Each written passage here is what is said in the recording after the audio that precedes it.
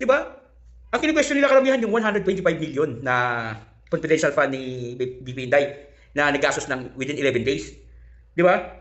Hindi pa tapos ang ano noon, hindi pa tapos yung kasi ang COA magbibigay ng palugit kung ilan hanggang kailan mo ano. So hindi pa tapos yun. Ibig sabihin, ongoing pa yung process noon. Pero sila, ang ano sa kanila, ninakaw mo na yun. Di ba? Ganun agad ang ano nila. Pero dun sa ano, sa government agency na may mas malalaking atraso sa gobyerno na 8 billion, 10 billion, 9.5 billion, wala silang ginagawa. Walang hearing, walang investigasyon, walang suspension sa mga head of government agency like mga secretary or USEC, ASEC. Walang ganun.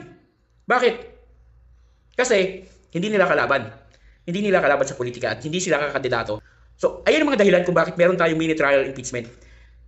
Ngayon, maliwanag pa sa buwan na wala talagang intensyon mga yan na tuntunin yung katotohanan, kundi gumawa lang ng hakbang, no, para sirain si BP Inday Sara.